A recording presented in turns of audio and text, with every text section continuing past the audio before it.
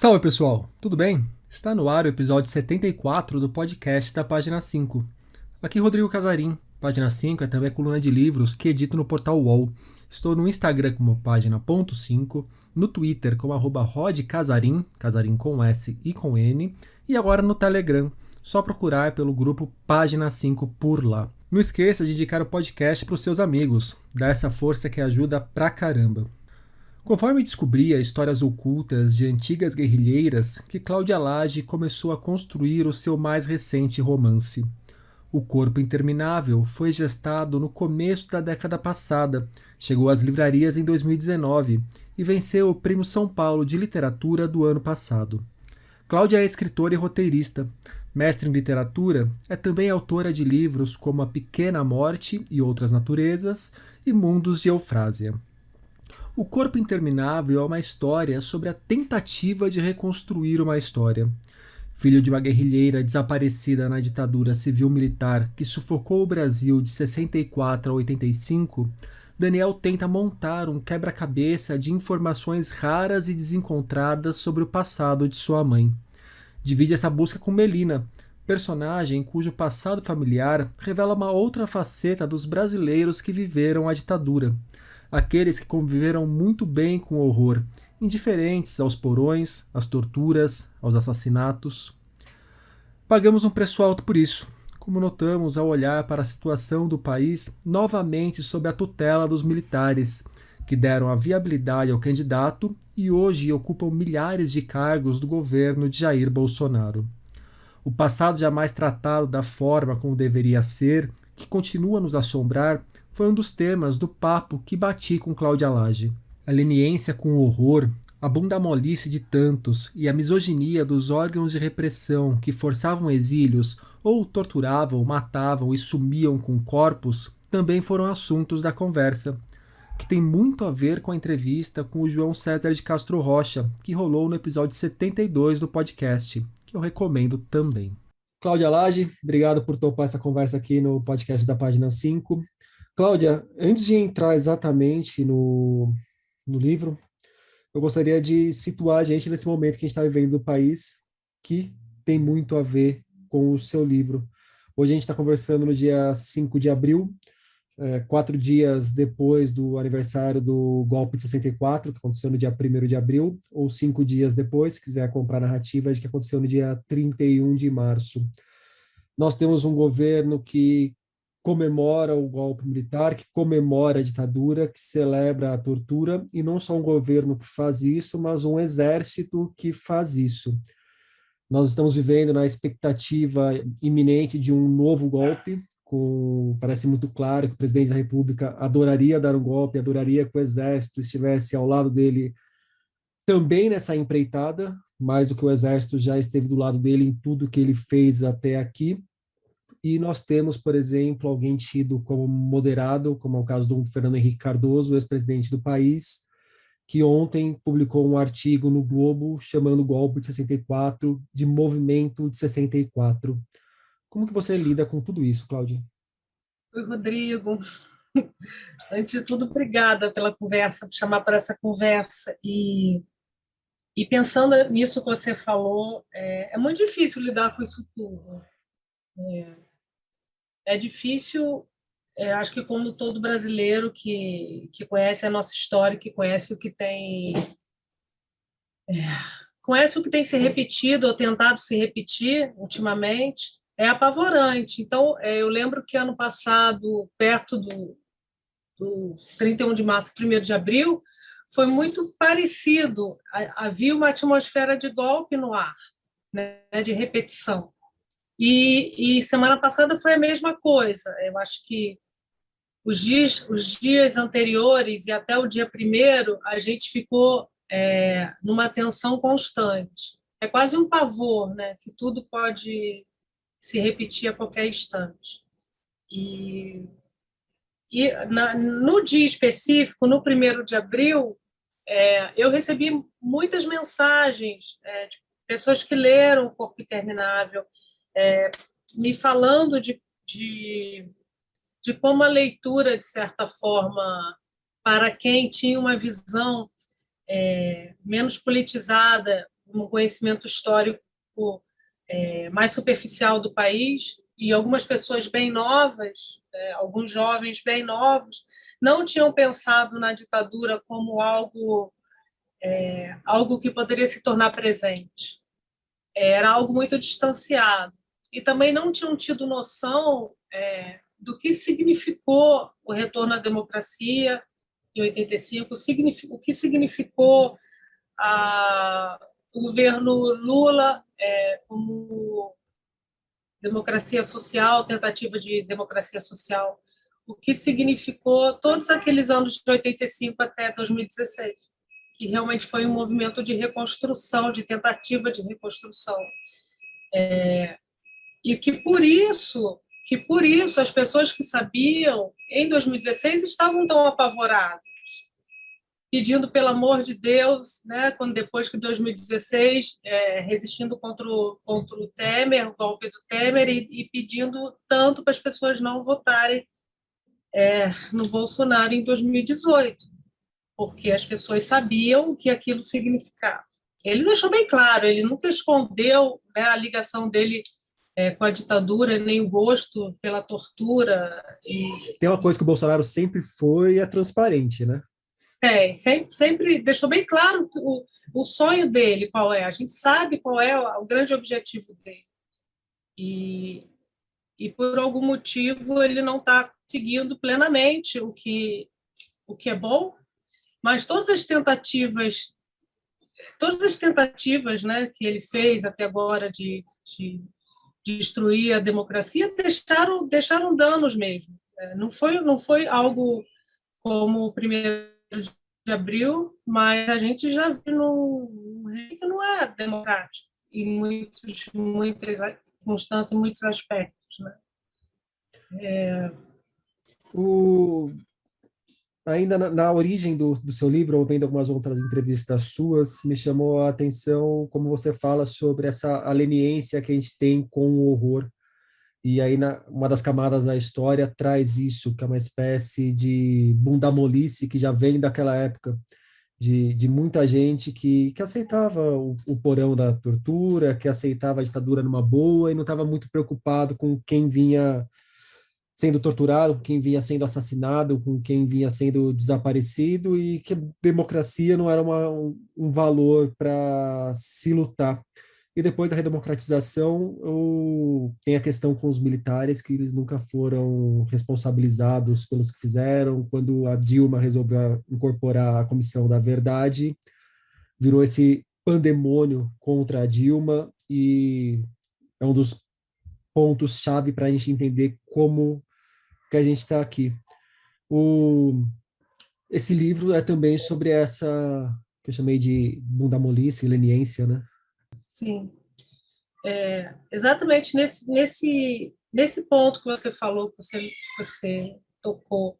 A Comissão Nacional da Verdade, ela foi investigativa, mas ela não foi, ela não teve consequências, né, no sentido de responsabilizar os torturadores que cometeram os crimes, né? A gente sabe que foi muito importante, mas o acordo, pelo que eu li, o acordo com os militares era que não chegasse a esse ponto, só que trouxe muita coisa à tona. E quando a gente se depara com uma realidade tão brutal, com crimes, é impossível isso não ter uma consequência, você não pode deixar por isso mesmo. E a Dilma ter trazido isso à tona foi o preço dela, né? Que a gente sabe que foi por isso que o Bolsonaro, quando declarou no Congresso, quando fez o elogio ao torturador predileto dele, é por isso que ele quis dizer que era por isso mesmo. O grande recado dele ali era que, olha, é por isso que você vai sair. Para mim é bem claro isso. E o outro ponto é que, novamente, nada aconteceu. Ele faz isso em pleno Congresso e nada acontece, ele sai dali para 2 anos depois se tornar presidente. E como é que nasce o Corpo Interminável, Cláudia? Eu cheguei a ver você comentando de que você começou a notar que muitas pessoas tinham vivido experiências particulares na ditadura, tinham integrado a guerrilha, e que não falavam sobre essas experiências, não contavam essas histórias. Quais foram essas histórias que foram te cercando a ponto de você falar, bom, tem um livro aqui para escrever, se não exatamente retratando essas histórias, mas a partir desses burburinhos ou dessas confissões ou dessas memórias que me chegam. É, eu, eu tive algumas pessoas, né, ao meu redor que eu descobri depois que eram guerrilheiras, tinham sido guerrilheiras, né? Uma foi uma professora minha de astrologia, a Aparecida, que ela foi torturada, então um dia ela contou sobre isso numa aula, quando ela estava falando do planeta Plutão, que não é mais um planeta, considerado mais um planeta, mas na época ela estava falando da mitologia que cerca o Plutão, né? Que é o Hades, o inferno, os porões, o submundo, o inconsciente, a violência. E daí ela começou a chorar, e daí ela falou dessa memória dela veio à tona. E eu me surpreendi porque eu a conhecia tinha mais de 10 anos e eu nunca tinha nem suspeitado disso. Ela nunca tinha nem tocado no assunto, não tinha nenhum livro diretamente relacionado à política ou à esquerda, a não ser alguma coisa de história, mas nada muito direcionado como se ela tivesse sido uma guerrilheira, e ela tinha muitos livros, talvez ela tenha perdido esses livros. Não havia muitos rastros, sabe, dessa vivência dela na vida que eu conheci dela. Isso me deixou muito impressionada, assim, algo tão profundo que você olha a vida superficial dela cotidiana e você não encontra um rastro ali na casa dela, não havia nada. Mas no corpo dela, Rodrigo, havia, porque ela foi torturada. E ela, em decorrência, acho que do trauma, ela teve um derrame logo depois, quando voltou para casa, e ficou com dificuldade de se movimentar e, e, e tinha algumas sequelas da tortura que ela falou. Então, no corpo estava, sabe, aquela memória. E foi isso que me impactou e me impressionou, mas eu era adolescente, eu devia ter uns 17 anos. Anos depois, numa oficina na Estação das Letras, eu dava aula para uma turma incrível, com várias senhoras na época de 60 e pouco, 70 anos, e, e, elas, e elas nunca falavam no assunto também, mas elas falavam muito do Lula, e eu percebi que elas eram politizadas. E Mas era isso. Então, percebi que uma delas acompanhava o PT desde o início, elas tinham uma história assim, ligada à militância de esquerda, mas nunca falaram da repressão e nada, nem da guerrilha especificamente. Um dia, uma delas escreveu um conto sobre uma personagem que era torturada e fazia análise para se recuperar. Então, no dia que a gente conversou sobre esse conto, foi no dia que eu descobri que todas elas tinham sido guerrilheiras. Eu tinha uma turma Turma da de Guerrilha. ex-guerrilheiras, eram todas ali. Elas eram assim incríveis, mulheres muito aguerridas mesmo. E, e elas já se conheciam há muitos anos, elas tinham ido fazer o curso porque elas queriam escrever essas memórias, na verdade. Mas isso eu só fiquei sabendo depois. Então, isso também foi algo que me impactou. Elas demoraram 3 meses, sei lá, de curso até aquilo vir à tona. Quer dizer, elas foram para o curso com essa intenção, mas elas, por algum motivo, não conseguiam, quer dizer, falar nem escrever sobre aquilo. Levou um tempo, teve todo um processo ali. E, finalmente, eu acho que tudo que tudo que a Comissão Nacional da Verdade trouxe à tona me impressionou também muito. Eu acompanhei, eu li bastante na época os relatos e comecei a ler várias coisas, e até que eu me deparei com uma foto na internet de uma guerrilheira morta e nua, de olhos abertos, que é a foto que está no livro, que é descrita no livro. E essa foto me provocou várias perguntas, né? Quem tirou essa foto? Em que circunstância essa foto foi tirada? Né? A repressão tinha um fotógrafo, é isso? As pessoas eram contratadas para tirar foto dos guerrilheiros mortos depois da tortura. Quer dizer, isso vai construindo um universo tão desumano, né? Tão conivente, né? Como você falou. Aí eu acabei nem falando muito dessa parte da conivência que você falou o que você falou, bunda mole? Da bunda molice. Bunda mole! A gente pode procurar várias palavras bonitas, mas no final é isso. Ou é uma bunda molice genuína, ou então é um apoio declarado à Um tortura, à apoio ditadura, declarado, né? como a gente vê. Eu quis botar muito isso no livro, porque na época que eu estava reescrevendo o livro, depois de 2016, entre 2015 e 2016, perto do golpe do Temer, e eu chamo assim, golpe do Temer. Não vou falar que é impeachment da Dilma.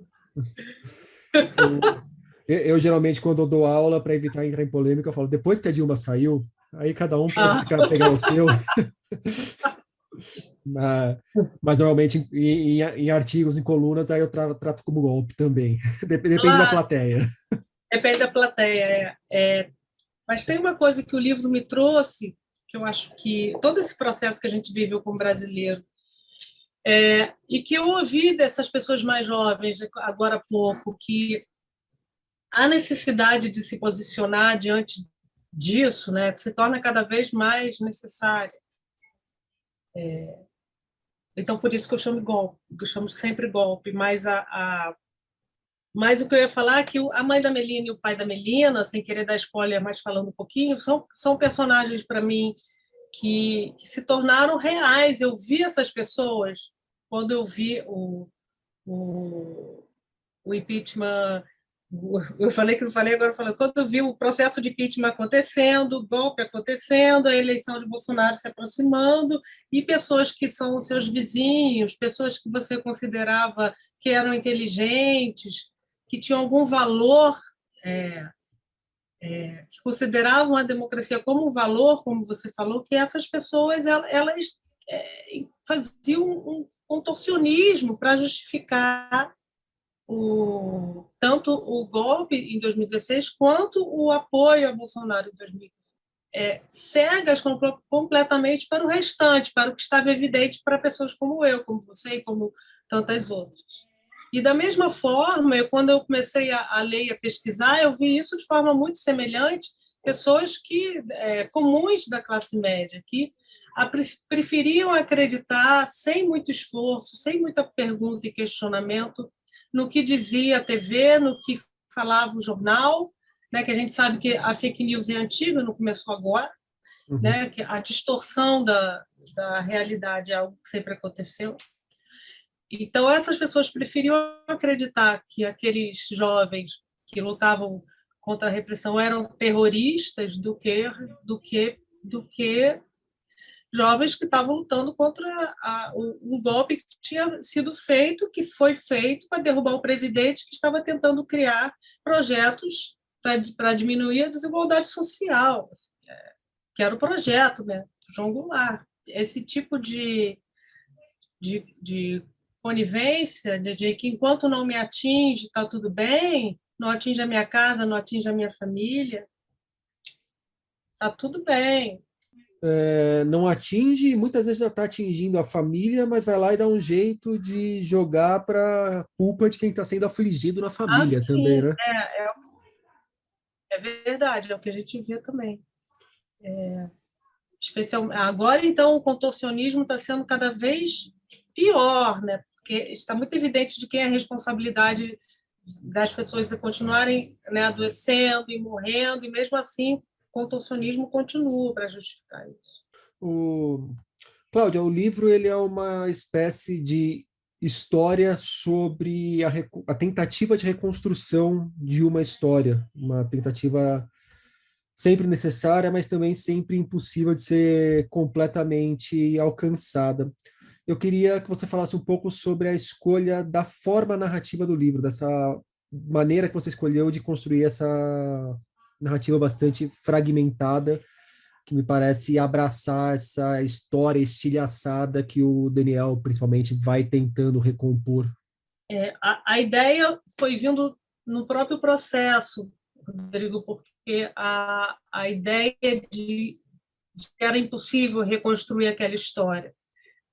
Eu mesma vendo os relatos dos filhos, né, e de ex-guerrilheiros em busca da história dos pais, eles conseguiam muito pouco. Então, isso também foi algo que eu fui incorporando à própria linguagem e à estrutura do livro. Primeiro, comecei pensando nessa história, a busca da história da mãe do Daniel. Depois, eu percebi que é uma busca impossível. Então, é uma busca, na verdade, uma perda. Já se começa a busca sabendo que é uma perda, que essa história, que é uma busca de uma perda. Então, na verdade, as lacunas começaram a aparecer mais do que a própria história.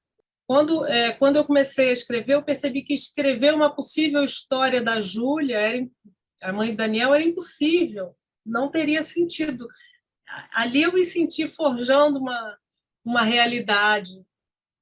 Como o próprio Daniel diz, acho que no início do livro, que é impossível escrever sobre aquilo, porque você se sente forjando aqueles personagens e aquela história. Então, ouvindo tantos relatos de quem tentou reconstruir a história dos pais e dos parentes que desaparecidos, eles não conseguiram muita coisa.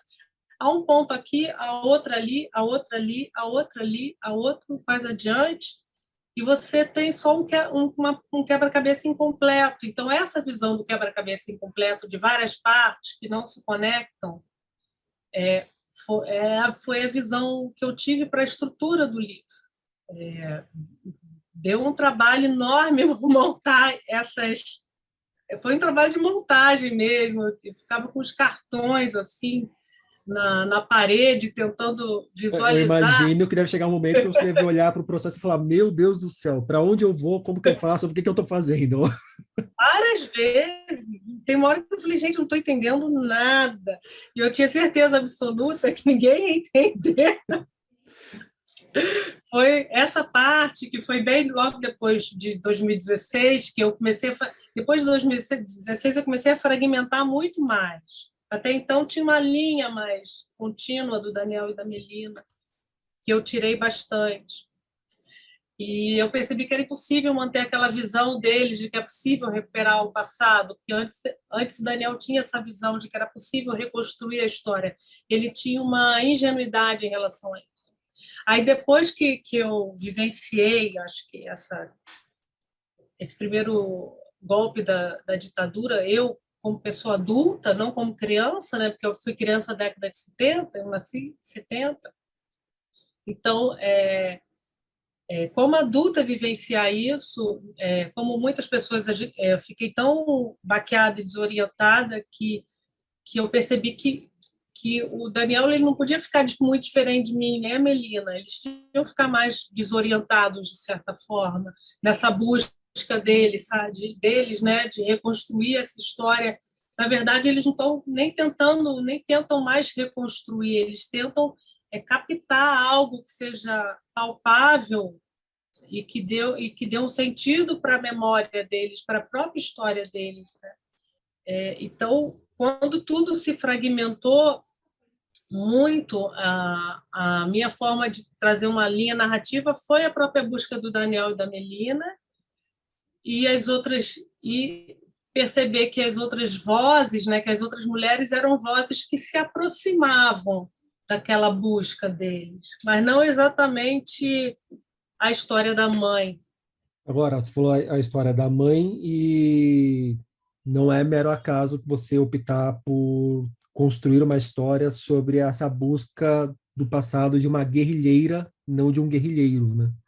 Quer falar um pouco sobre essa Sim. construção dessa personagem feminina, das personagens femininas que que a cercam e o quanto que ser mulher ali naquele contexto da ditadura, esse contexto que você reconstrói na narrativa, deixa tudo ainda mais difícil, ainda mais sórdido. Tem a camada de toda, além de todas as barbaridades cometidas pelos militares, ainda tem a camada de machismo que para a mulher eleva essa barbaridade a um outro grau, né? Sim. Eu sempre penso que a mulher, naquela época, de forma geral, que estava na guerrilha, era a mesma que estava na Revolução Sexual, né? Que estava na Revolução Cultural, é a mesma que questionava o casamento, questionava a pílula, questionava é, a necessidade de se casar muito cedo, de não estudar, de não fazer uma faculdade. A gente tem nessa geração a primeira grande geração de mulheres que vão para a faculdade, vão se formar e trabalhar. É muita libertação acontecendo, a libertação sexual, a libertação intelectual pelo estudo, a libertação profissional. Eu lembro que a opção mais comum para a mulher naquela época era ser professora, né, do normal, é, ou ficava ali naquele lugar de professora, até eu acho que nos adolescentes, e só. As perspectivas de você ser uma nutricionista, uma psicóloga, uma psicanalista, uma historiadora, eram sonhos raros, não eram sonhos comuns para as mulheres. Política, então, nem se fala. Então, a mulher, quando entra nisso tudo, é extremamente libertador para ela, para essas mulheres. E o que acontece é que quando você liberta algo, né, sempre tem um movimento oposto de repressão, a gente sabe disso. Então, no momento que a mulher se torna essa figura que prefere, né, na visão, claro, do outro lado, a visão conservadora, né, que prefere fazer uma faculdade e depois se casar, e não se casar, e depois tentar fazer uma faculdade e ter um filho no meio do caminho, parar a faculdade. Ela prefere fazer a faculdade, depois se casar, ou então depois ter filho. Vai ter filho quando? Não tem planos imediatos. Tá namorando para quê? Não é para se casar? Não, é só para namorar e transar com o namorado e curtir e ficar numa boa. Então, isso é uma ofensa tremenda para essas pessoas. E essas pessoas ofendidas que estavam na sala de tortura, era esse o texto, né? Sua puta, sua vagabunda, porque você não está em casa, porque você não se casou, porque você foi se envolver com isso, você é culpada de você estar aqui. Então, isso vai desde a opção da mulher de se libertar dessas opressões do patriarcado, que ela é punida por isso, como também a questão do próprio corpo, né? O corpo nu da mulher era ridicularizado, a menstruação era ridicularizada, deixavam sem tomar banho para ficar com cheiro ruim e chamavam de porca, deixavam a mulher chegar num grau de sujeira de todos os níveis, para ser ridicularizada e muito exposta ali do seu corpo, né? O peito, os seios, a vagina. Nesse sentido, a tortura ela foi misógina para o corpo e até para as escolhas, né, da mulher. Então, quando, por exemplo, eu li os relatos de tortura em que com a mulher grávida eles não deixavam de não torturar, torturavam até determinado ponto. Muitas perderam os filhos na própria tortura, abortando no meio do caminho, né? E no início, antes dos anos Médici, essas mulheres ainda tinham um tratamento um pouco diferenciado. Algumas chegaram a ter filhos na prisão, e o filho ficava com elas até 6 meses, 8 meses para amamentar num lugar mais recluso. Cláudia, Mas deixa eu colocar isso mais uma depois pergunta. se perdeu. Deixa eu colocar mais uma Fala. pergunta, então, já que você estava falando dessa questão da maternidade e da tortura ali da mulher grávida. Você escreveu o livro, em determinado momento da escrita, você estava grávida, depois você estava amamentando o seu filho. Essa característica da sua vida pessoal, da sua vida particular, de alguma forma influenciou na escrita do livro? Deixou alguma coisa mais fácil, mais difícil, mais dolorosa para tratar? Eu acho que foi fundamental para a escrita do livro, porque eu, sem perceber, eu voltei para esse livro, né? O livro ele já existia em 2011, né? A Comissão Nacional da Verdade foi quando eu comecei a escrever. Aí eu só fui engravidar em 2014. Nesse meio do caminho, eu parei várias vezes de escrever o livro, por conta de outros trabalhos, depois voltei. Então, quando eu voltei para o livro, eu já estava grávida.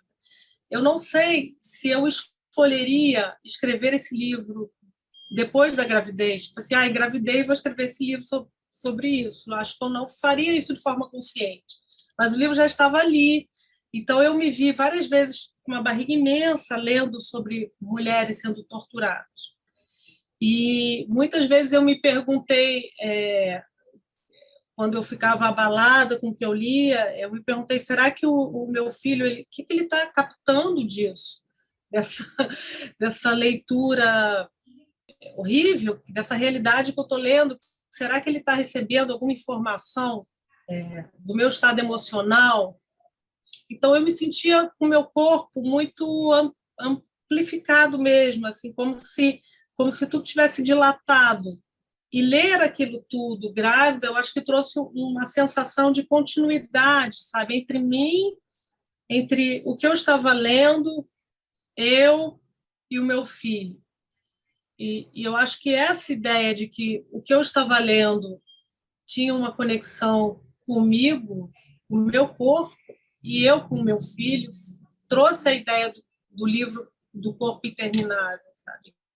Estamos conectados no tempo, e o que aconteceu no passado não fica para trás, a gente traz, se não traz na memória, vai trazer no corpo, vai trazer no inconsciente, vai vir à tona, como a gente está vendo vir à tona o resultado dessas lacunas, dessas amnésias todas.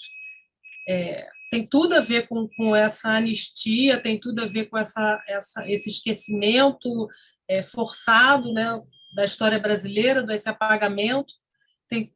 Tem tudo a ver com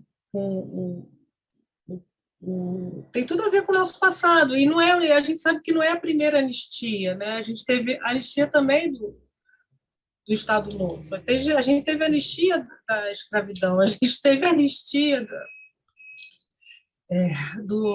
da escravidão indígena, a gente teve vários apagamentos. E se, Então, e não, se é for para postar só alguma... para. Não, que você ia falar de anistia, assim, se for para postar alguma coisa, ainda Pazuello e seus pares provavelmente, de alguma forma, serão anistiados, né? Ou você tem esperança de ver esses caras pagando por tudo que estão fazendo agora na pandemia? Eu, eu tenho esperança, eu tenho esperança. Eu acho que cedo ou tarde eles vão pagar, eles vão pagar. Não sei, eu não sei quando, porque é algo que, e não por justiça, mas eu acho que é por algo que atinge não só o Brasil, mas está começando a atingir e a incomodar o resto do mundo.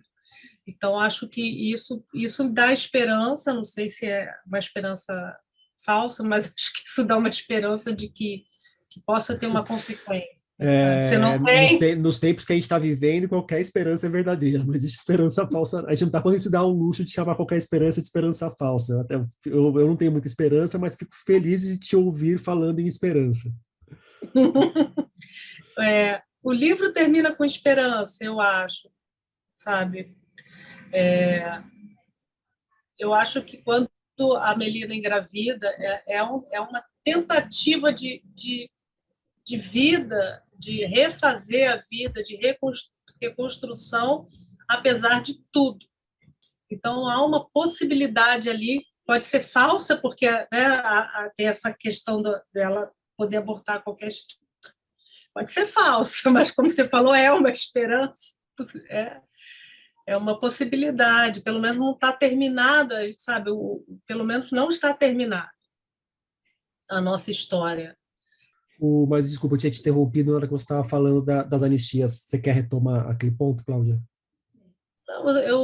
Pensando na história do Brasil desde do nosso início, a gente vive em anistias constantes, né? Não tem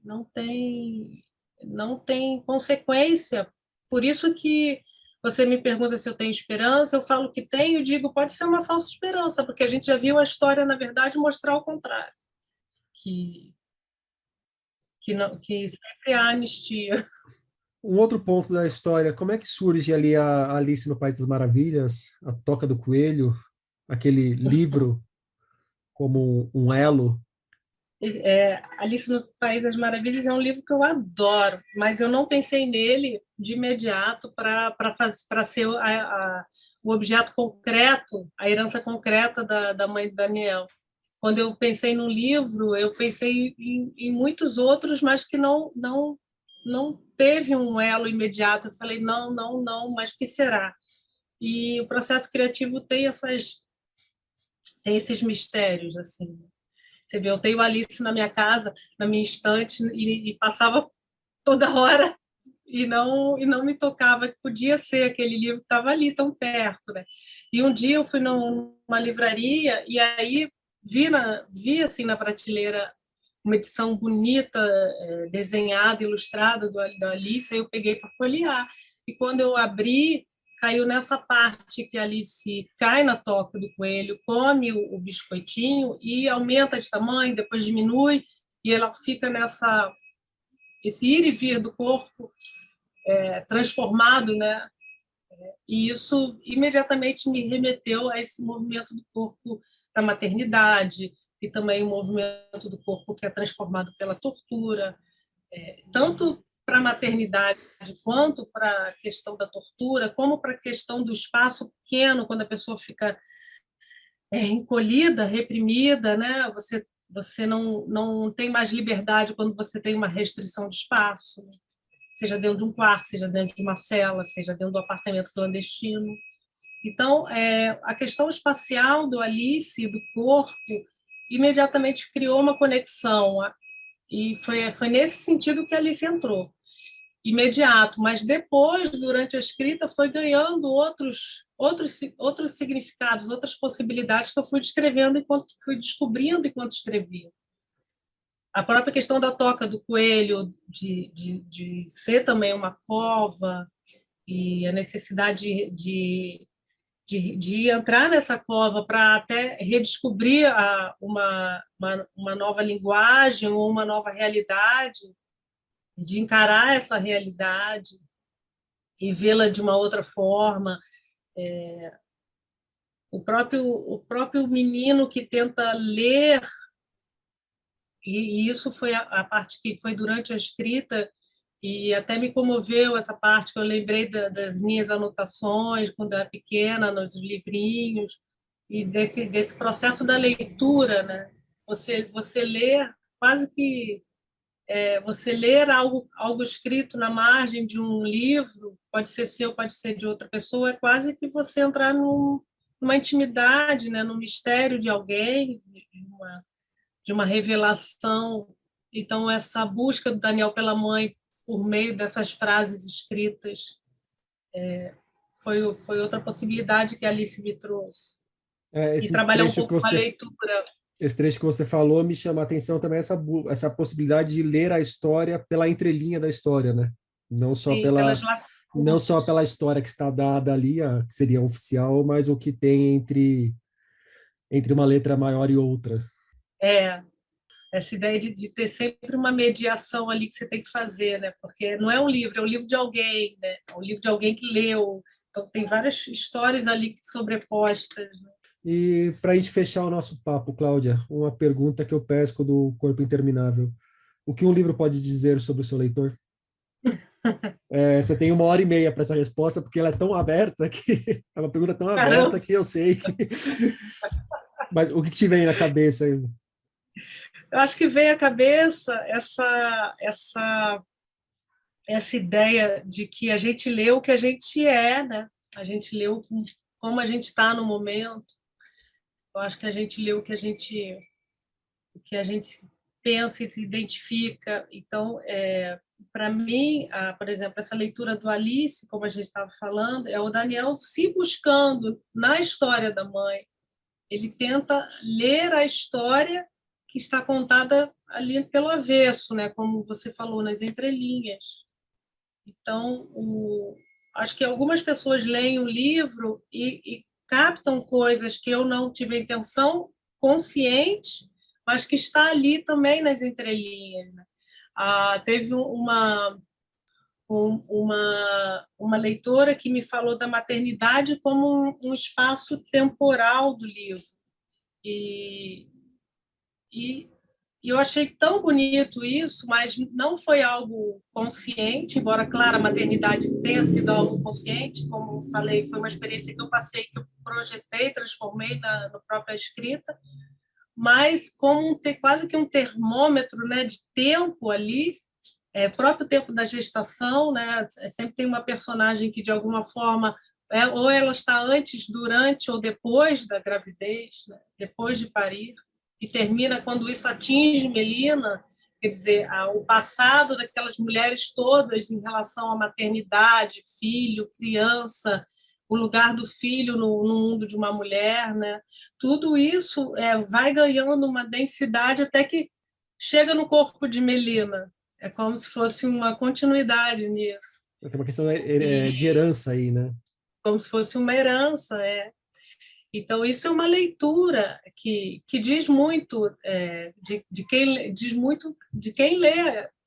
É algo que eu escrevi, mas que a leitura veio de outra pessoa que leu porque esse é um assunto para ela, assim, é um corpo também, está presente no corpo dela. Cláudia Lage, muito obrigado pelo papo. Obrigada a você. O Corpo Interminável, de Cláudia Lage, saiu pela editora Record. A Nepomuceno Filmes lança agora em abril 3 séries e 4 curta-metragens para ajudar o povo a se distrair durante a pandemia. Boa parte desse material tem a ver com a literatura. Quarta-feira é composto por 8 breves episódios, no qual Eric Nepomuceno, autor do livro Quarta-feira, recorda causos vividos com amigos como Vinícius de Moraes e Chico Buarque. Um livro também tem 8 episódios curtos, nos quais Eric lê poemas de Algo Antigo, livro mais recente de Arnaldo Antunes. Cidade Sem Parar é um curta produzido a partir de um texto inédito de Aline Bey.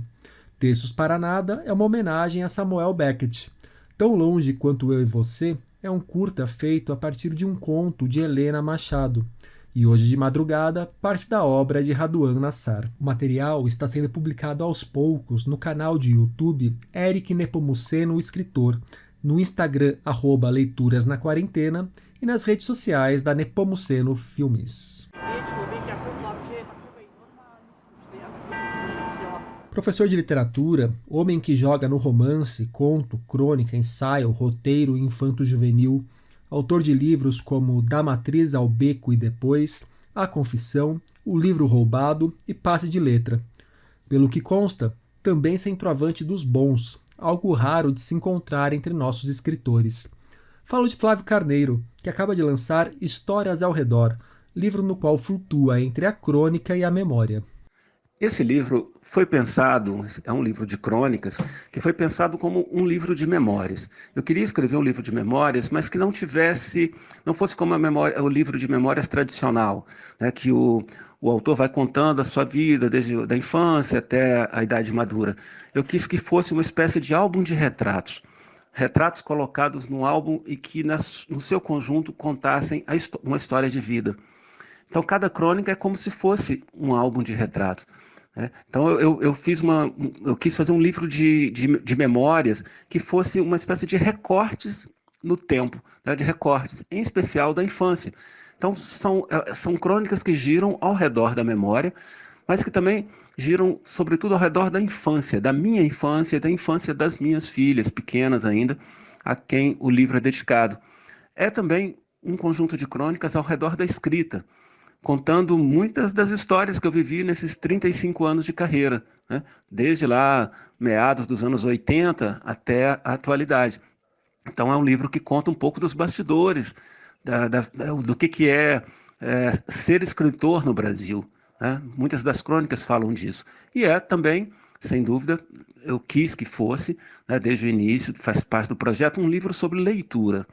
Então, muitas das histórias, tanto das minhas filhas como minhas, falam da experiência de ler, né?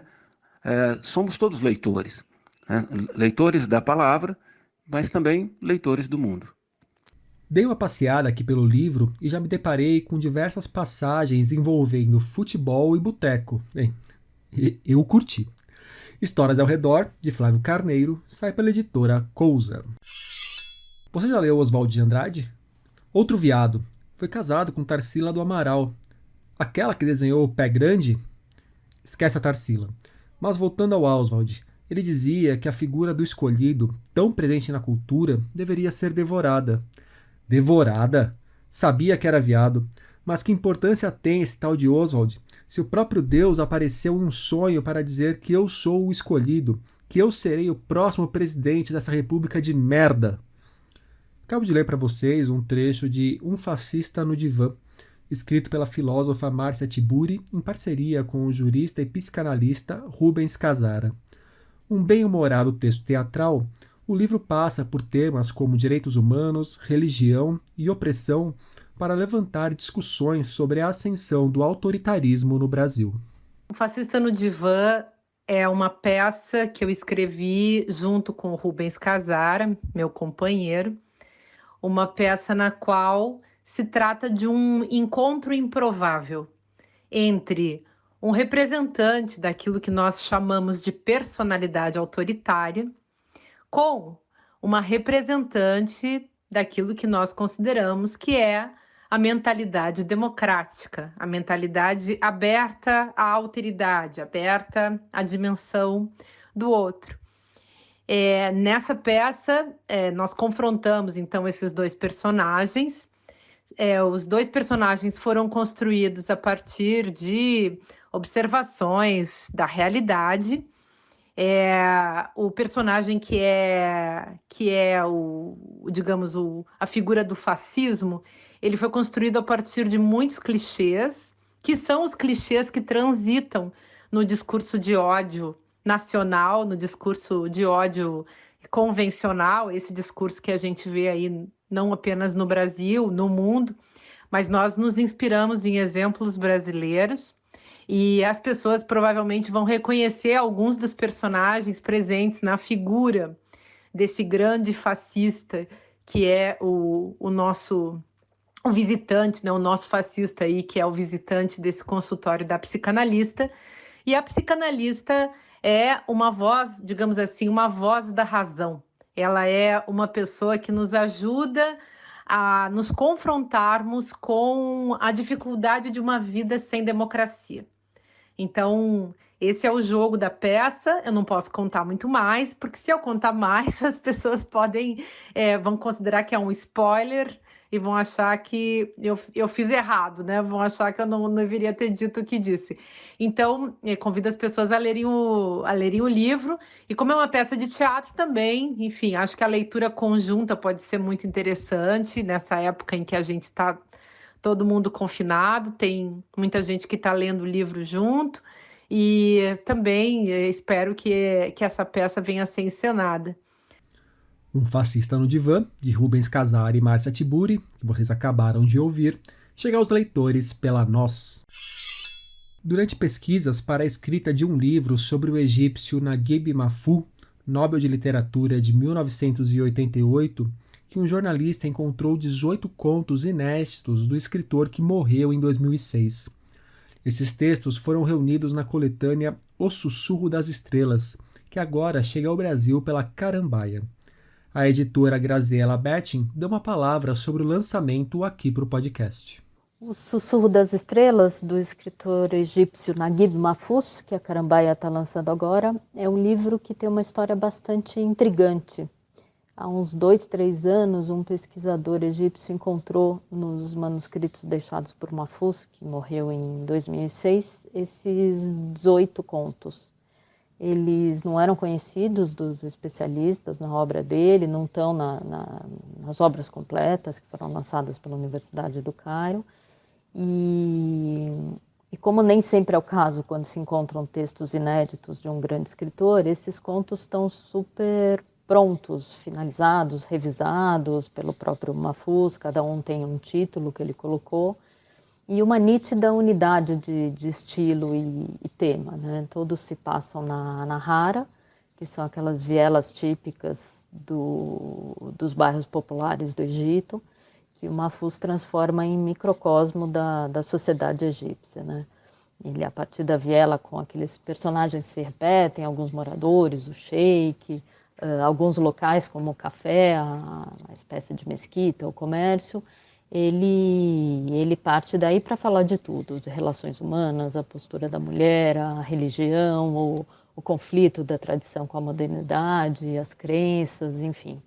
Toda a maestria do Mahfouz está nesses 18 contos, que os leitores brasileiros já conhecem de obras como a Trilogia do Cairo, e foram traduzidos diretamente do árabe. O Sussurro das Estrelas, de Naguib Mahfouz, sai com tradução do árabe feita por Pedro Martins Criado.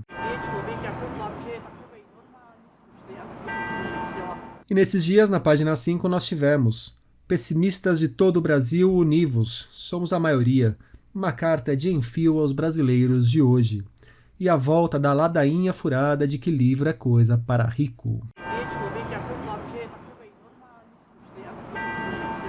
Por hoje é isso aí, pessoal. Indique o podcast para os amigos e para os inimigos. Um abraço, um beijo, um aperto de mão e até a semana que vem.